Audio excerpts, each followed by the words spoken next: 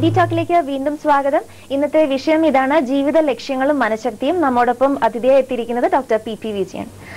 Doctor, ഇപ്പോൾ നമ്മുടെ ഒരു സുഹൃത്ത് സങ്കടപ്പെട്ട് വിഷമിച്ചിരിക്കുകയാണെന്നിരിക്കുക. അപ്പം നമ്മൾ പലപ്പോഴും അഡ്വൈസ് ചെയ്യാറുണ്ട് അദ്ദേഹത്തിന് ബി പോസിറ്റീവ്, അല്ലെങ്കിൽ ഈ ഒരു സമയത്ത് നിനക്ക് കൂടുതൽ മനഃശക്തി വേണമെന്നൊക്കെ പറഞ്ഞ് അഡ്വൈസ് ചെയ്യാറുണ്ട്. ശരിക്കും മനഃശക്തി എന്ന് പറയുന്നത് നമ്മൾ ഇമോഷണൽ ആവാതിരിക്കുക എന്നതാണോ, അല്ലെങ്കിൽ എന്താണ് ഈ ഒരു നല്ല മനസ്സിന്റെ അല്ലെങ്കിൽ മനഃശക്തി ഉള്ളൊരു ആളിന്റെ ലക്ഷണങ്ങൾ?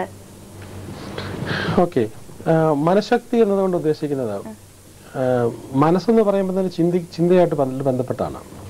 അപ്പം നല്ലത് ചിന്തിക്കുക എന്നുള്ളതാണ്.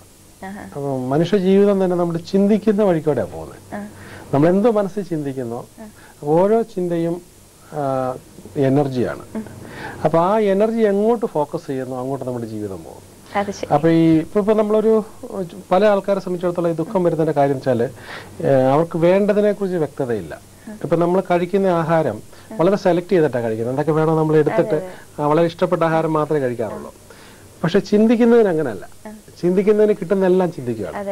അപ്പൊ നമ്മൾ പത്രം വായിക്കുമ്പോൾ ചിലപ്പോൾ നെഗറ്റീവ് ന്യൂസ് വരാം, വഴിക്ക് കാണുന്നത് പറഞ്ഞു കേൾക്കുന്നത്, രോഗിയായി കിടക്കുന്ന ആൾക്കാർ പറയുന്നതിനെ കുറിച്ച്. അപ്പൊ അവരുടെയൊക്കെ വികാരങ്ങൾ നമ്മുടെ മനസ്സുമായിട്ട് ഇന്റർഫിയർ ചെയ്യുകയാണ്.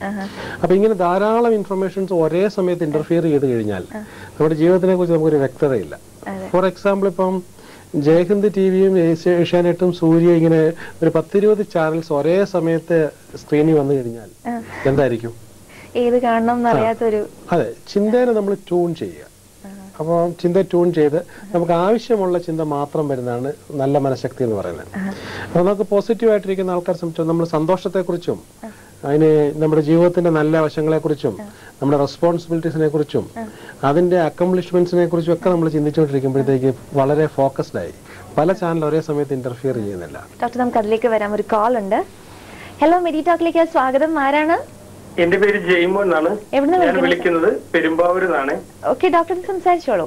Okay doctor sir, Vijayan sir, ഞാൻ ശരിക്കും പറഞ്ഞ ഇതുപോലെയുള്ള മൈൻഡ് പവർ വർദ്ധിപ്പിക്കുന്ന കുറെ ക്ലാസ്സുകളൊക്കെ പല സ്ഥലത്തുനിന്നും കേട്ടിട്ടുണ്ട്.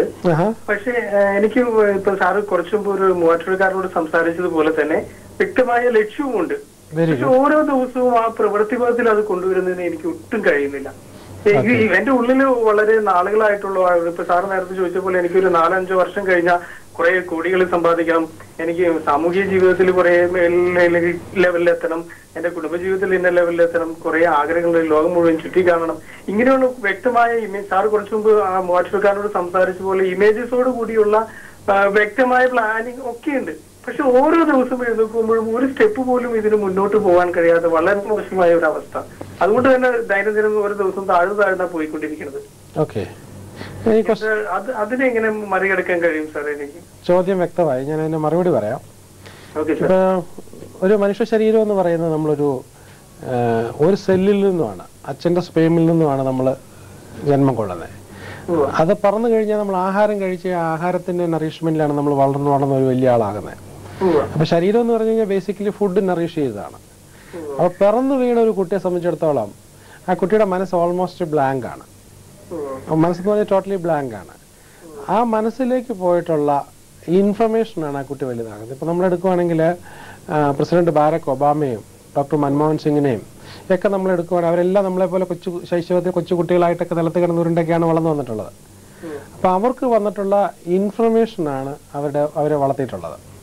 അപ്പൊ നമ്മുടെ മനസ്സിലേക്ക് പോകുന്ന ഇൻഫർമേഷന്റെ ക്വാളിറ്റിയാണ്. അതിനകത്ത് ഞാൻ മുമ്പേ പറഞ്ഞു 2 മനസ്സുണ്ടെന്ന് പറഞ്ഞു. ഒന്ന് ബോധ മനസ്സും ഒന്ന് ഉപബോധ മനസ്സും. ഉപബോധ മനസ്സിൽ നമ്മൾ ചെറുപ്പം മുതൽ നമുക്കുണ്ടായിട്ടുള്ള വികാരങ്ങളും അതുപോലെ തന്നെ അതോട് ചേർന്നിട്ടുള്ള ഒരു ഇമേജസ് എല്ലാം കിടക്കുന്നുണ്ട്. അപ്പം നമുക്കുണ്ടായിട്ടുള്ള ജീവിതത്തിൽ പ്രധാനമായിട്ട് നമ്മളെ മനസ്സ് പ്രോഗ്രാം ചെയ്തിരിക്കുന്നത് ആരും മനഃപൂർവ്വം ചെയ്തതല്ല, നമ്മൾ റിസീവ് ചെയ്ത് അങ്ങനെയാണ്. അപ്പൊ നമ്മൾ വിജയിക്കാനുള്ള പ്രോഗ്രാം കിട്ടിയിട്ടുള്ള ആൾക്കാർ വിജയത്തിലേക്കുള്ള ചിന്ത കൊണ്ടുപോകും. നമുക്ക് വിജയിക്കാനുള്ള തടസ്സങ്ങളുള്ള പ്രോഗ്രാം വന്നിട്ടുള്ള ആൾക്കാരെ സംബന്ധിച്ചിടത്തോളം ചെറിയ സംഭവങ്ങൾ ഉണ്ടാകുമ്പോഴും ചെറുപ്പത്തിൽ നമുക്കുണ്ടായിട്ടുള്ള ഏർലി ചൈൽഡ്ഹുഡ് ലൈഫിന്റെ റീക്രിയേഷൻ മാത്രമേ നമ്മൾ വലുതായാലും നമ്മളെ കൊണ്ട് സാധിക്കുന്നുള്ളൂ.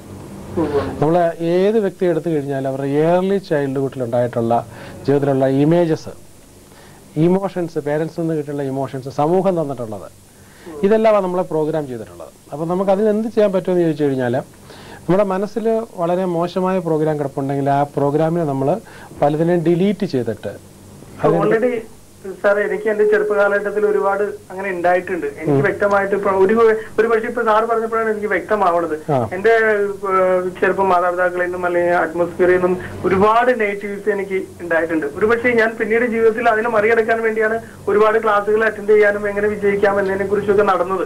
പക്ഷെ അതൊക്കെ കേട്ടിട്ടും അത് മനസ്സിലാക്കി ഒരു പക്ഷെ ഇപ്പൊ സാറ് പറഞ്ഞ പോലെ അതായിരിക്കണം റീസൺ എനിക്ക് വിജയിക്കാൻ പറ്റാത്തത്. അതപ്പോ അതെങ്ങനെ മാറ്റാൻ കഴിയും സാറേ? നമുക്ക് അതിന് ചെയ്യാൻ പറ്റുന്നത് ഒരു ടൂൾ എന്ന് പറയുന്നത് നമുക്ക് മെഡിറ്റേഷനാണ്. അപ്പൊ അത് ഞാനിവിടെ പറയുന്നത് റിലീജിയസ് മെഡിറ്റേഷനെ ഉൾപ്പെടുത്തിയിട്ടല്ല. അപ്പൊ അല്ലാതെ തന്നെ ഇപ്പം ഡോക്ടർ ഹെർബർട്ട് ബെൻസൺ എന്നൊക്കെ പറഞ്ഞ ഹാർവാർഡ് മെഡിക്കൽ സ്കൂളിലെ ഒക്കെ വളരെ പ്രസിദ്ധരായ ആൾക്കാർ കൊണ്ടുവന്നിട്ടുള്ള മെഡിറ്റേഷൻസ് ഉണ്ട്. അപ്പോൾ നമ്മുടെ ഉപബോധ മനസ്സിൽ കിടക്കുന്ന നമ്മളത് പരാജയപ്പെടുത്തിക്കൊണ്ടിരിക്കുന്ന ഇമേജസിനെ നമ്മൾ തന്നെ മെഡിറ്റേഷൻ ഇരിക്കുമ്പോഴത്തേക്ക് ഡിലീറ്റ് ചെയ്തിട്ട് നമുക്ക് വേണ്ടത് മാത്രം കാണുക.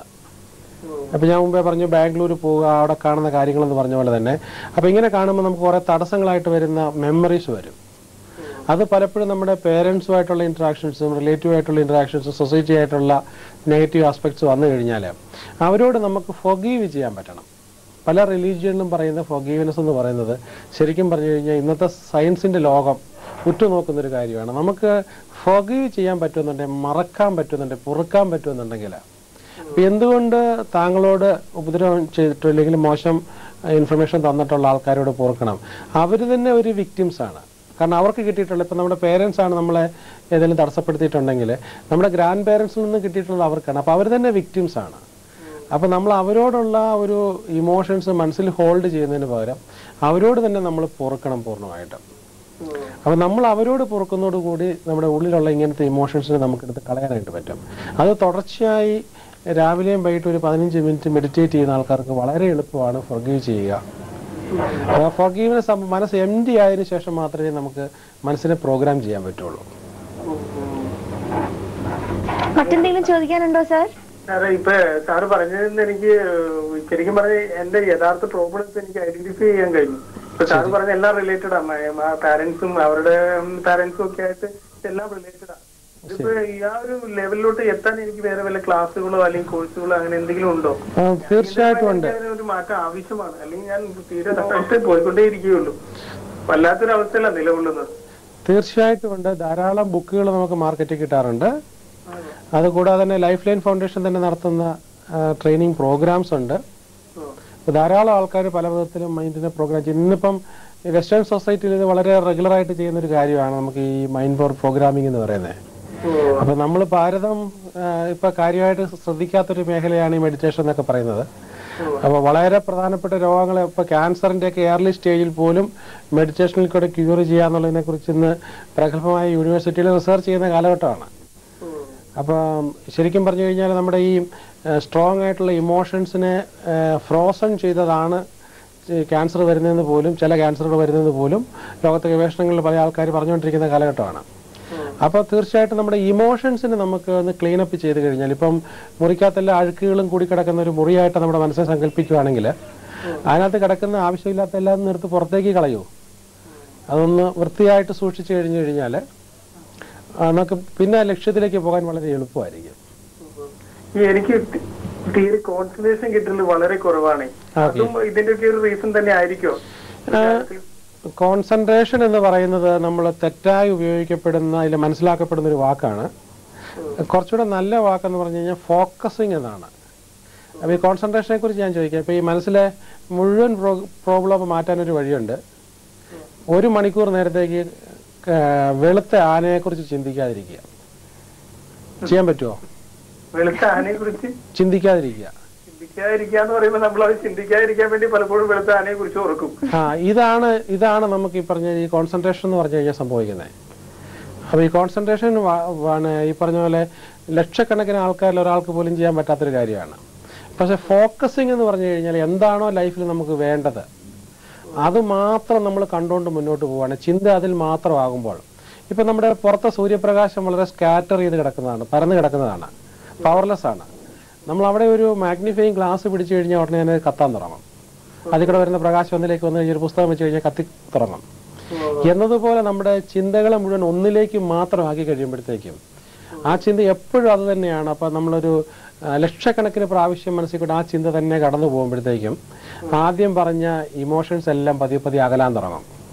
അതിൻ്റെ കൂടെ നമ്മൾ ഫൊർഗീവ്നെസ്സും കൂടെ കൊടുത്തു കഴിയുമ്പോഴത്തേക്കും അത് പൂർണ്ണമായിട്ട് മനസ്സിൽ നിന്ന് പുറത്തേക്ക് പോകും. അപ്പോൾ ഈ ഫോക്കസ് ചെയ്യുന്നതിന്, അപ്പോൾ ലെൻസ് വെച്ച് ഫോക്കസ് ചെയ്യുന്ന പോലെ നമുക്ക് ആവശ്യമുള്ള ചിന്തകളിലേക്ക് മാത്രം ഫോക്കസ് ചെയ്യുന്ന ഒരു ടൂളാണ് ഞാൻ ഈ പറയുന്ന സയന്റിഫിക് മെഡിറ്റേഷൻ. അത് പരിശീലിക്കാൻ അത് ആരെങ്കിലും ഒരാളൊന്ന് പരിശീലിപ്പിച്ച് തരണം.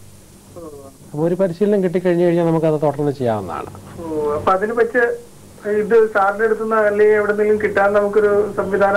തീർച്ചയായിട്ടും ഉണ്ട്. ഈ പ്രോഗ്രാമിന്റെ കൂടെ കാണുന്ന ഫോൺ നമ്പറിൽ വിളിച്ചു കഴിഞ്ഞാൽ വേറെ ഏതെങ്കിലും പ്രോഗ്രാംസ് വരുമ്പോഴത്തേക്ക് അറിയിക്കും. Thank you sir, thank you for calling. Doctor, ഇപ്പം ഡോക്ടറിനെ തന്നെ ഒരു ഇന്റർവ്യൂവിൽ ഞാൻ കേട്ടിട്ടുണ്ട്, മനഃശക്തി കൊണ്ട് അത്ഭുതങ്ങൾ സൃഷ്ടിക്കാൻ കഴിയുമെന്ന്. അപ്പൊ എന്തൊക്കെ അത്ഭുതങ്ങളാണ് നമ്മുടെ ജീവിതത്തിൽ സൃഷ്ടിക്കാൻ കഴിയുന്നത് ഈ ഒരു മനഃശക്തി കൊണ്ട്? ഞാൻ ഇപ്പൊ തന്നെ എന്റെ ആൻസർ ഒരു വിധത്തിൽ പറഞ്ഞു കഴിഞ്ഞു. ഇപ്പൊ ഫോർ എക്സാമ്പിൾ ലോകത്തിലെ ഏറ്റവും വൻ കെട്ടിടങ്ങൾ, അപ്പോൾ ഒരു എക്സാമ്പിൾ താജ്മഹൽ ഷാജഹാനാണ് ചെയ്തതെന്ന് പറയുന്നത്. അദ്ദേഹം അതിനകത്ത് ഒരു കല്ല് പോലും എടുത്തു വെച്ചിട്ടില്ല. അദ്ദേഹത്തിന് ഒരു ചിന്തയാണ് ഇങ്ങനെ താജ്മഹൽ വരണമെന്ന് വിചാരിച്ചേ. ആ ചിന്ത ഒരു 10 യൂണിറ്റ് തോട്ടാണ് താജ്മഹൽ വരത്തില്ല. 100 ആണേലും 1000 ആണേലും 10,000 ആണേലും വരത്തില്ല. ലക്ഷക്കണക്കിന് യൂണിറ്റ് ഇന്റൻസീവ് തോട്ട് വന്നപ്പോ താജ്മഹലിന്റെ സ്ട്രക്ചർ വന്നു. അതുപോലെ തന്നെ ഈ താജ്മഹലിന്റെ ആ ഒരു റിസോഴ്സസ് വന്നു. അപ്പൊ അത് ശരിക്കും പറഞ്ഞാൽ അത് നമ്മുടെ മനസ്സിൽ നിന്നാണ് പുറത്തേക്ക് വരുന്നത്. ആർക്കിടെക്ട് അത് കഴിഞ്ഞാൽ ബ്ലൂ പ്രിന്റ് ഉണ്ടാക്കുന്നത്. അപ്പൊ ആദ്യം നമ്മുടെ മനസ്സിലാണ് വന്നത്. മനസ്സിൽ നിന്നാണ് ഇത് പുറത്തേക്ക് വരുന്നത്. അപ്പം ഇപ്പൊ ഈ ലോകത്തിലെ ഏറ്റവും വലിയ കെട്ടിടമായിട്ട് ഇപ്പൊ എടുത്തേക്കുന്നത് ദുബൈയില് കഴിഞ്ഞ ആഴ്ച ഉദ്ഘാടനം ചെയ്ത 160 നിലകളുള്ള കെട്ടിടമാണ്. അത് ചെയ്ത ആളെ സംബന്ധിച്ചിടത്തോളം അദ്ദേഹത്തിന്റെ മനസ്സിലാണ് ആ കെട്ടിടം ആദ്യം വന്നത്. അത് കഴിഞ്ഞ് അത് കമ്മ്യൂണിക്കേറ്റ് ചെയ്തപ്പോഴത്തേക്കാണ് ആർക്കിടെക്റ്റിന്റെ മനസ്സിലേക്ക് വന്നത്. അപ്പോൾ അതുപോലെ തന്നെ പണ്ട് പക്ഷികള് പറന്നു പോകുന്നുണ്ട്, മനുഷ്യർ നിലത്തോടെ നടന്നു പോകുന്നുണ്ട്. രണ്ടുപേര് ശക്തമായിട്ട് ചിന്തിച്ചു. മില്യൺസ് ഓഫ് യൂണിറ്റ് ആണ് ചിന്ത പോയത്, എങ്ങനെ മനുഷ്യന് പറക്കാൻ പറ്റുമെന്ന്. അപ്പൊ ചിന്ത ഒന്നിലേക്ക് മാത്രമായി കഴിഞ്ഞു. ഇപ്പൊ സൺലൈറ്റ് ഇങ്ങനെ ഫോക്കസ് ചെയ്ത് ഒന്നിലേക്കെന്ന് പറഞ്ഞതുപോലെ തന്നെ അതിൽ മാത്രമായി കഴിഞ്ഞപ്പോഴത്തേക്കും പറക്കാനുള്ള സാധ്യതകളും വന്നു. അവസാനം ഇപ്പം 2 പേർക്ക് പറക്കാൻ പറ്റി. അത് പിന്നെ 50 പേരായി, 100 പേരായി. ഇന്നിപ്പോ 850 പേർക്ക് വരെ പറക്കാൻ പറ്റുന്നുണ്ട്. ഇനിയും ആരുടെയൊക്കെ തോട്ടിന്റെ ശക്തി കൊണ്ട് ഫ്യൂച്ചറിൽ ഒരു പക്ഷേങ്കിൽ 50,000 പേർക്ക്, ഇന്നിപ്പം ഇവിടെ നിന്ന് ഒരു പ്ലെയിൻ ന്യൂയോർക്ക് ചെല്ലണമെന്നുണ്ടെങ്കിൽ 19 മണിക്കൂറോളം വേണം. പക്ഷെ ഹൈപ്പർസോണിക് വെഹിക്കിള് ഇനി ഒരു പക്ഷേങ്കിൽ അതൊരു 3 മണിക്കൂർ കൊണ്ട് ചെല്ലും. അപ്പൊ അതൊക്കെ മനുഷ്യന്റെ ചിന്തയിലാണ് ഇരിക്കുന്നത്. അപ്പൊ ഒരു പക്ഷേങ്കിൽ നമ്മുടെ പെട്രോളിന് പകരം അന്ന് ഉപയോഗിക്കുന്ന അറ്റോമിക് എനർജി ആയിരിക്കാം.